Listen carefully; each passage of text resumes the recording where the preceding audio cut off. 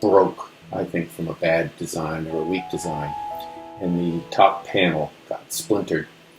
Here's my workaround. Rather than paying $140, 2 hours and 50 cents got me a working front end.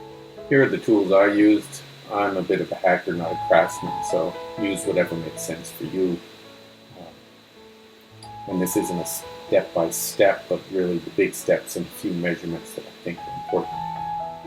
To remove the panels, first start by removing 6 Torx head screws, and then take off the bottom panel.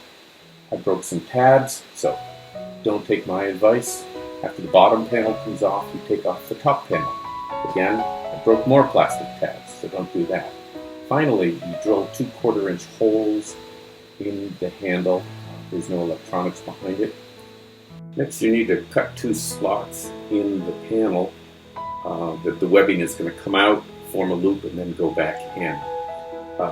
I drilled starting hole with a 3/16 inch high-speed drill bit, put the coping saw blade in, cut with the coping saw both sides of the slot, and then racked some 120 grit sandpaper around what looked like a tongue depressor and sanded the edges smooth.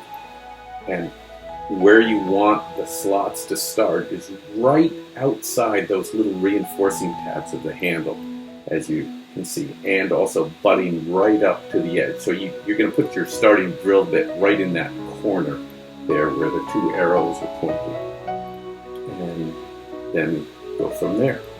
Now, after you get those slots cut and sanded out, bolt your non-dominant hand side on first. Put the bolt washer, stick it through, put the webbing on, another 1 or 2 washers, depending on how big the washers are, and then the bolt. And I kept dropping the bolt in all the time before the threads bit. So I ended up just sort of putting a little Scotch tape on the back of the box end wrench, which just kept it from falling off until I could get the bolt turning. Then I snugged it up, not super tight because the friction of going around the corners can have it. And then you feed it through the same edge, loop it back in with the panel dangling from the webbing. You bolt the other side in, reattach the top panel and the bottom panel. Make sure that all the buttons work. It's not beautiful, but it works. Hope this gives you some ideas, saves you some time, and certainly is cheaper than $140 for a piece of plastic on a 7 to 14-year-old dishwasher.